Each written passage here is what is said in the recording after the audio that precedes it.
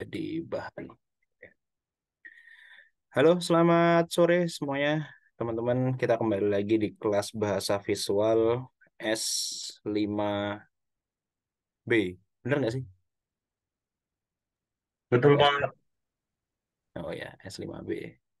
Dan untuk teman-teman bahasa visual yang di kelas S5A, kita akan ngobrolin berkaitan dengan persepsi sosial, persepsi terhadap manusia.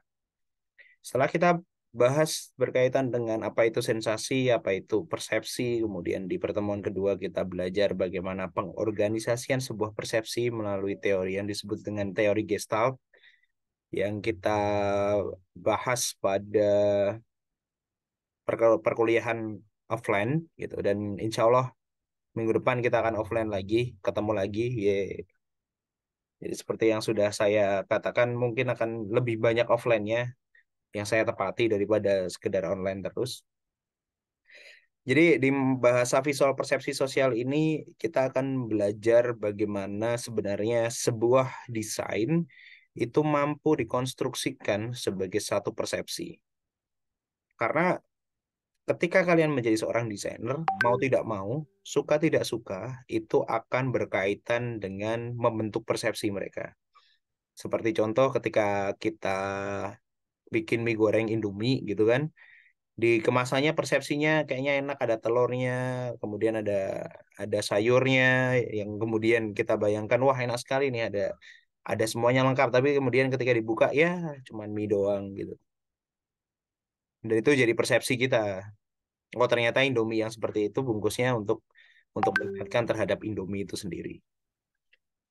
Baiknya persepsi manusia yang diperlukan untuk memahami konstruksi apa itu manusia, maka seorang desainer harus bisa mempertanyakan apa, siapa, mengapa, dan bagaimana. Apa ini akan berkaitan dengan pesan apa yang akan disampaikan kepada audiens. Jadi terkadang ketika kalian ngedesain, misal di The Cafe 2 gitu kan, itu kadang pesannya apa, yang disampaikan apa. Asal keren aja bisa muncul. Biasanya persepsi seperti itu yang kadang membuat kita terjebak pada wilayah yang tidak bisa mengkomunikasikan secara maksimal. Hanya sekedar ya bikin-bikin aja gitu. Padahal untuk membentuk persepsi ini kita harus tahu apa yang sebenarnya kita ingin sampaikan. Seperti pada creative brief ada objektif yang harus dicapai. Ada visualisasi objektif yang harus dicapai, dan itu penting untuk kalian sebagai desainer menentukan. Kemudian siapa? Seperti apa karakteristik audiens? Bagaimana perilaku, gaya hidup, pengalaman, dan pengetahuan budaya masyarakatnya. Juga ada alasan mengapa kita memilih audiens tersebut. Ini yang biasa menjadi momok bagi seorang desainer. Kita tidak tahu kepada siapakah sebenarnya karya ini dibuat. Karya karya untuk pengajian akbar akan berbeda dengan karya-karya yang ditampilkan untuk wilayah-wilayah yang lebih eksklusif. Misalkan pertemuan pertemuan brand ambassador di Hotel Ritz-Carlton misalkan, itu akan berbeda. Itu harus ada alasannya kita memilih audiens itu. Terkadang ketika kalian tidak tidak menentukan audiensnya, hanya sekedar ya sudah umur sekian sampai sekian, tanpa memahami sebenarnya dia tinggal di mana, kemudian gaya hidupnya seperti apa, itu akan membuat karya kita hanya sekedar karya yang tidak akan digunakan gitu, atau akan didiskualifikasi biasanya. Kemudian bagaimana kita mengolah bentuk desain yang tepat berdasar proses dan prinsip persepsi. Hari ini kita akan ngobrolin tentang bagaimana persepsi terhadap manusia yang sering disebut sebagai persepsi sosial. Pertanyaan yang ada di LMS hari ini itu berkaitan dengan apakah persepsi manusia itu sama? Padahal sensasinya bisa saja sama, bisa saja berbeda. Jawabannya adalah persepsi dapat berbeda-beda pada setiap orang, tergantung sosial masyarakat yang melingkupinya. Maka didefinisikan bahwa persepsi sosial merupakan suatu proses yang menangkap arti objek-objek sosial dan kejadian-kejadian yang dialami manusia dalam lingkungan sosialnya. Hal ini berkaitan dengan bagaimana kita merasakan keseharian kita, bagaimana kalian memahami hidup, bagaimana kalian juga merasakan bagaimana audiens menangkap pesan yang kalian kerjakan. Nah, prinsip penting dalam persepsi sosial ini adalah yang pertama, persepsi berdasar pengalaman. Berdasar pengalaman ini akan sangat beragam tergantung kehidupan kalian yang kalian jalani atau kehidupan audiens yang kalian akan targetkan. Ada pengalaman orang-orang yang memang hidup di Jakarta dengan kerapatannya, dengan sempitnya tempat bergerak gitu kan, dengan nongkrong hanya di pinggir jalan, berbeda dengan pengalaman mereka yang kerja di SCBD gitu kan, yang mereka menjadi eksekutif muda, kemudian membuat keseharian mereka nongkrong di Starbucks dan lain sebagainya, akan berbeda pengalamannya. Yang kedua adalah persepsi bersifat selektif. Jadi selain berdasar pada pengalaman, persepsi itu juga bersifat selektif gitu. Di mana akan diseleksi sesuai dengan kondisi-kondisi yang akan hadir pada diri kita. Yang ketiga adalah persepsi bersifat dugaan. Jadi apa yang kita persepsi itu sebenarnya sifatnya hanyalah praduga. Bahkan bukan hanya dugaan tapi praduga. Jadi kayak kita sudah menjudge di depan gitu, persepsi itu. Hanya saja manusia punya kemampuan untuk menahan persepsi itu, menahan dugaan-dugaan yang muncul. Tapi juga persepsi juga bersifat evaluatif. Kita akan mengevaluasi terus-menerus persepsi yang hadir pada diri kita. Seperti kalian mempersepsikan apa sebenarnya desain komunikasi visual. Bagi beberapa orang, desain komunikasi visual itu sesuatu hal yang gampang ya. Sesuatu hal yang mungkin bagi kalian itu menggambar itu bagaikan seperti anak TK. Tapi itu akan dievaluasi seiring berjalan waktu. Ketika di DKV 1 kalian diajarkan bagaimana membuat layout gitu kan. Persepsi kalian mulai berubah bahwa tata letak itu harus menggunakan prinsip-prinsip yang ada pada desain komunikasi visual. Masuk ke DKV 2 kalian belajar bagaimana branding dan masuk sekarang semester ketiga di DKV 3 ini semester kelima ini kalian eh, mempertanyakan lagi atau memikirkan kembali sebenarnya DKV itu apa. Nah, itu yang disebut sebagai persepsi bersifat evaluatif atau terus mengevaluasi dirinya. Ada juga prinsip berikutnya adalah persepsi bersifat kontekstual. Jadi dia akan berkaitan dengan hal-hal di luar dari kebendaan yang dipersepsikan. Seperti contoh ketika di kelas kemarin saya bilang ketika ada boneka punya mantan gitu kan.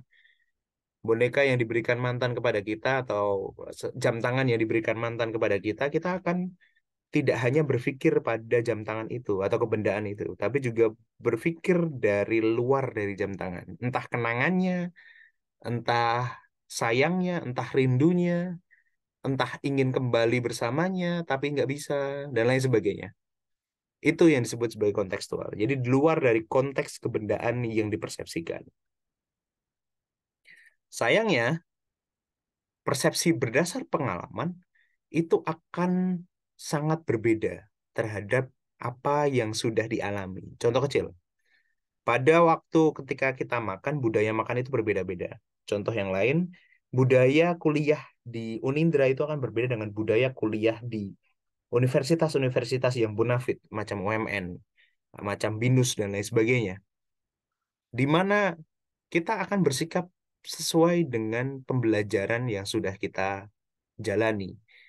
Kalian selama 5 semester di Unindra pasti banget merasakan tak ada tak ada hal yang signifikan untuk belajar DKV gitu kan.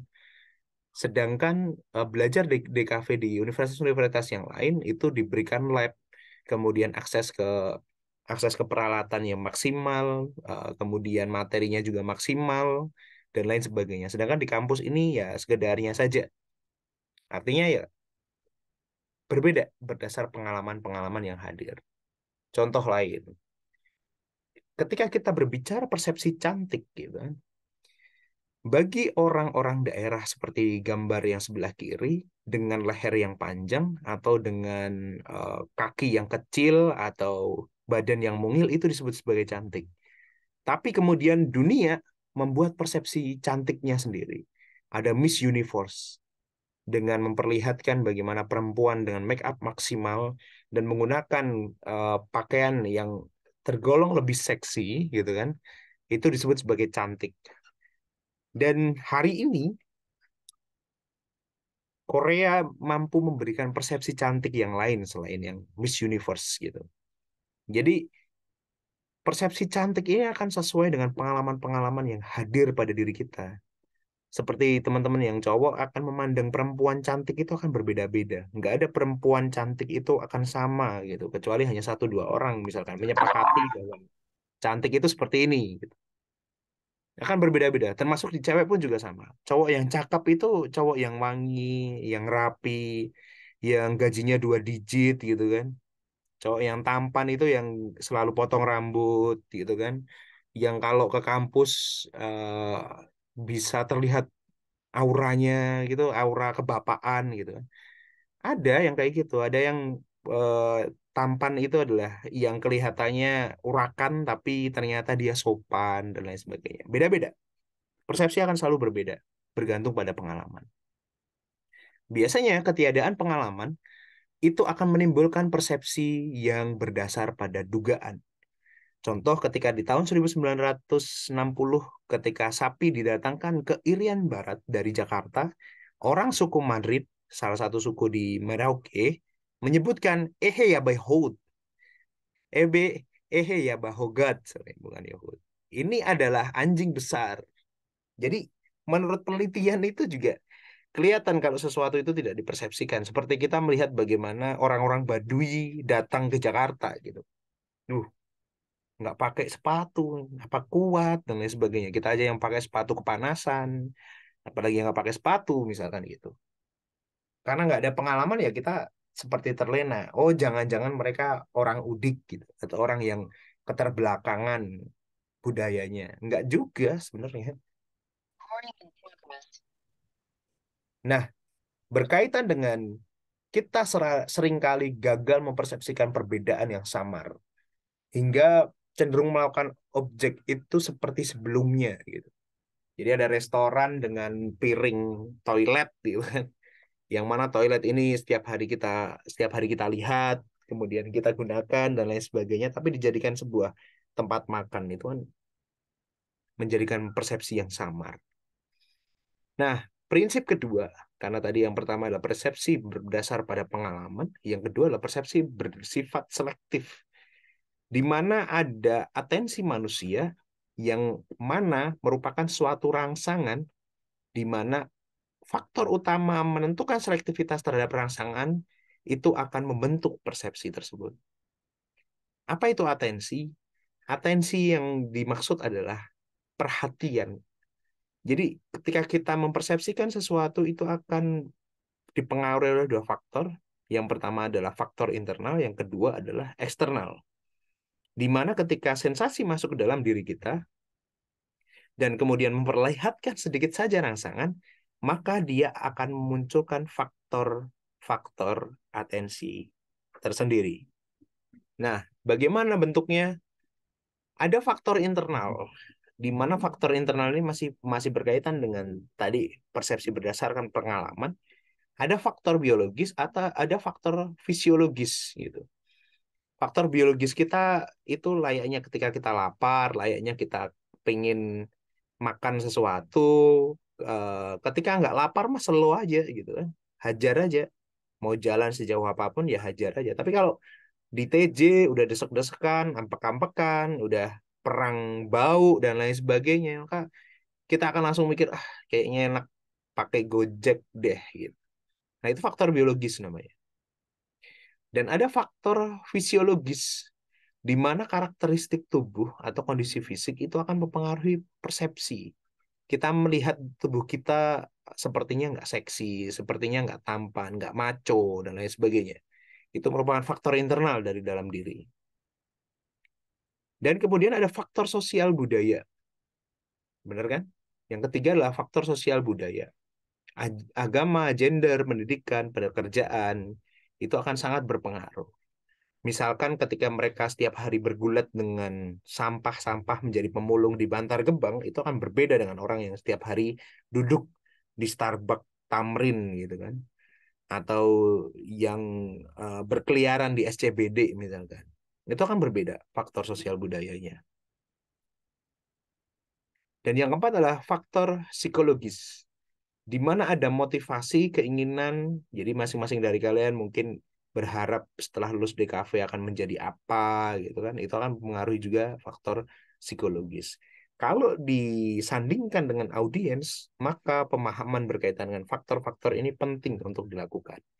Contoh, ketika ada pengajian akbar dari NU misalkan, itu desainnya akan cenderung norak kalau bagi orang DKV. Karena gambar kiainya itu pasti akan dibesarkan, dikasih nama yang besar juga, gitu. Kiai Haji siapa gitu, atau gambar-gambar untuk wilayah-wilayah yang non desain gitu, yang ketika dilihat desain, kok kayak gitu ya.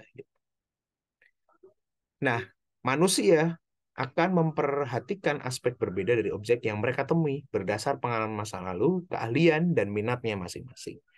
Termasuk dari kalian mungkin ada yang ingin jadi desainer, ada yang ingin jadi ilustrator, ada yang ingin jadi animator, dan lain sebagainya.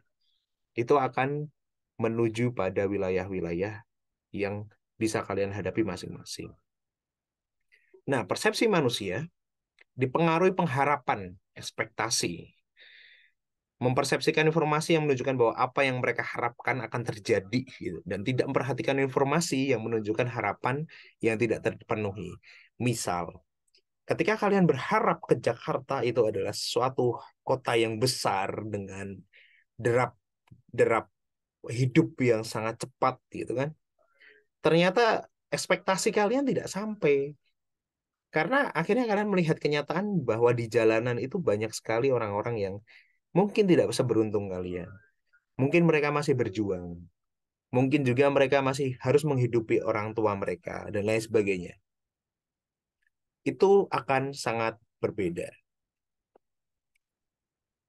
Sedangkan faktor eksternalnya adalah adanya gerakan, di mana objek yang bergerak lebih menarik perhatian dibandingkan objek yang diam.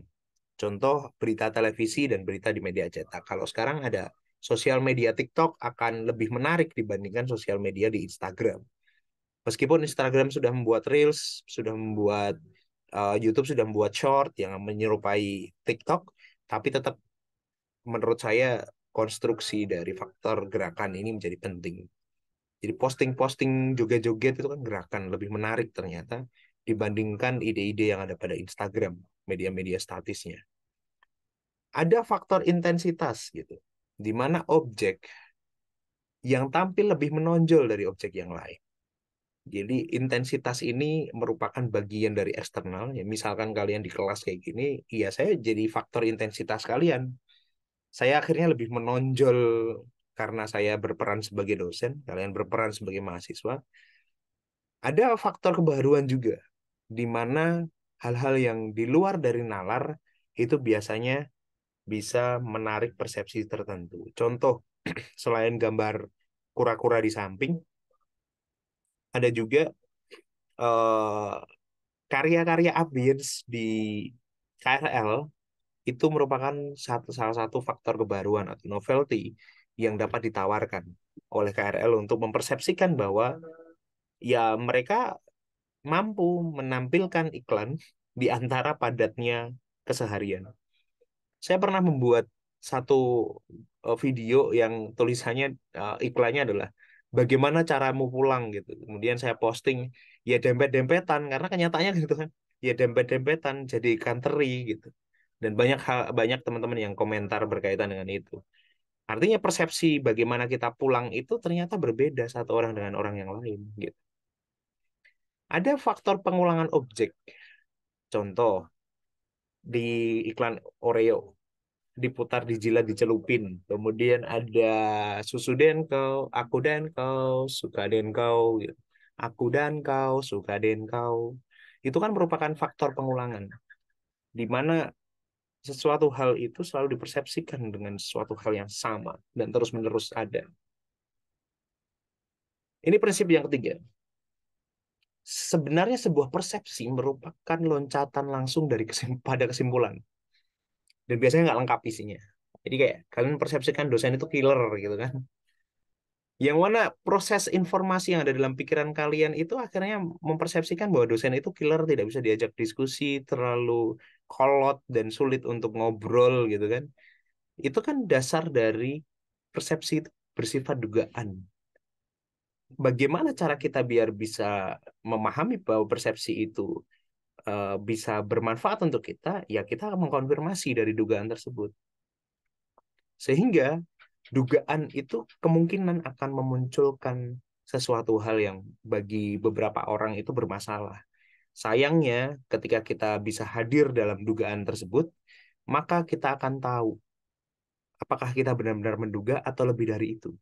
Contoh di sini ada, ketika kita menghilangkan beberapa bagian pada gambar perempuan, maka dia siswa sekolah atau siswa kuliah atau orang bekerja. Contoh yang lain em, yang mempengaruhi persepsi secara dugaan seperti animasi SpongeBob SquarePants yang kemudian disensor oleh badan sensor di Indonesia, yang kemudian menjadikan persepsi itu menjadi lebih liar lagi. Apakah Sandy itu tidak boleh bertelanjang dada gitu kan? Atau hal-hal yang lain. Itu sifat yang ketiga, prinsip yang ketiga, persepsi sebagai dugaan. Yang keempat adalah persepsi bersifat evaluatif. Karena persepsi itu tidak ada yang objektif, karena itu berdasar pada persepsi manusia, sehingga persepsi memerlukan interpretasi berdasar pengalaman masa lalu dan kepentingannya, di mana definisikan pada persepsi bersifat evaluatif ini adalah proses kognitif psikologis dalam diri yang mencerminkan sikap. Jadi persepsi itu bersifat pribadi dan subjektif. Nggak ada persepsi yang sama dalam pikiran manusia. Termasuk ketika ngobrol di bahasa visual ini, mungkin persepsi saya juga akan berbeda dengan persepsi kalian. Mungkin juga kita tidak sama dalam satu visi untuk menyelesaikan mata kuliah ini misalkan. Tapi itu akan terus-menerus dievaluasi. Di mana ketika basic contohnya adalah Barack Obama gitu kan. Dia pernah sekolah di Indonesia, dia kemudian menjadi orang hitam pertama yang menjadi presiden US, kemudian menikah di Amerika dan kemudian eh, hal-hal yang berkaitan dengan mengevaluasi terus-menerus berkaitan dengan Barack Obama itu akan menimbulkan persepsi-persepsi yang sifatnya sangat subjektif. Karena dia bersifat evaluatif, maka persepsi itu mampu memberikan intersubjektivitas. Jadi, ketika kita datang ke perkuliahan ini merupakan bagian dari intersubjektivitas. Kalian datang sesuai dengan jadwal, kalian hadir sesuai dengan kehadiran kalian pada waktu luring maupun daring itu karena kita mengevaluasi persepsi kita terkait dengan kuliah sebenarnya. Prinsip yang terakhir adalah persepsi bersifat kontekstual. Seperti yang saya contohkan tadi adalah dalam komunikasi tidak ada interpretasi, baik verbal maupun non-verbal, dan tidak ada makna dari suatu hubungan yang dapat diperoleh tanpa menempatkan pada suatu konteks tertentu. Misalkan kita datang ke Zoom di hari ini, kita tidak akan bisa datang ke Zoom ketika kita tidak menempatkan Zoom ini sebagai pertemuan. Jadi misal di luar perkuliahan, boleh nggak kita nge-Zoom? Boleh aja. Tapi konteksnya dalam hal ini adalah kita sedang melakukan perkuliahan. Kita sedang melakukan pembelajaran. Sehingga latar belakang dari yang kita persepsikan sebagai kuliah itu sendiri, kita bisa jadikan dasar untuk memahami komunikasi dan hubungan yang terjadi antara saya sebagai dosen dan kalian sebagai mahasiswa. Contoh lain, persepsi yang berdasar pada pemikiran yang mendasar, contoh angka 13 itu bisa dipersepsikan sebagai huruf B dalam deretan huruf. Sepeda ontel dipandang sebagai sepeda jadul karena berada di kawasan wisata Kota Tua Jakarta. Padahal secara fungsi sepeda ontel itu dapat menjadi apapun. Karena konteksnya adalah di kota tua sebagai tempat yang bersejarah, maka dia menjadi klasik. Dia menjadi sesuatu hal yang menarik untuk bisa dilihat. Tapi bagaimana sepeda ontel yang digunakan di Depok misalkan? Ya bakal macet lah. Karena konteksnya tidak sesuai. Karena dia bukan sepeda jadul, tapi untuk transportasi seseorang misalkan. Nah, itulah prinsip 5 persepsi yang hadir. Jadi saya ulangi lagi. Yang pertama adalah persepsi itu akan berdasar pada pengalaman, prinsipnya. Jadi dia berbasis pada pengalaman-pengalaman yang hadir. Itulah kenapa ketika kalian membuat desain, kalian harus melihat bagaimana persepsi orang-orang yang ingin kalian targetkan. Yang kedua adalah persepsi bersifat selektif, di mana akan ada seleksi internal dan faktor eksternal yang mempengaruhi selektivitas ini. Karena itu akan berkaitan dengan bagaimana agama mereka, bagaimana mereka bersosialisasi, bagaimana mereka spend duit mereka, bagaimana mereka hutang untuk Shopee Pay-nya, dan lain sebagainya. Kemudian prinsip yang ketiga adalah persepsi itu bersifat dugaan. Maka dari itu kita bisa membuat desain-desain yang pertama untuk membuat dugaan-dugaan tertentu bahwa ini enak, gitu kan? Itu dugaan. Ini akan bermanfaat untuk kita, itu juga dugaan. Kemudian prinsip yang keempat adalah persepsi bersifat evaluatif, di mana akan selalu ada evaluasi seiring berjalannya waktu. Akan ada pembaharuan terkait dengan persepsi-persepsi yang hadir pada pemikiran masyarakat. Seperti contoh ketika kita menjual produk baru, maka kita perlu long time untuk mengevaluasi terus-menerus persepsi yang ingin ditanamkan. Kemudian yang kelima adalah persepsi akan bersifat kontekstual, yang mana akan ditempatkan sesuai dengan tempat supaya kita bisa menyebutkan bahwa persepsi itu adalah yang disesuaikan. Jadi kayak yang tadi ada sepeda ontel di kota tua sebagai sepeda yang jadul, sepeda yang unik, klasik, dan lain sebagainya. Oke, itu materi kita hari ini berkaitan dengan persepsi. Saya berharap kalian mulai memahami sebenarnya bagaimana sih bentuk persepsi itu, atau bagaimana sih pengalaman-pengalaman yang membentuk persepsi. Sampai di sini ada yang mau ditanyakan kah?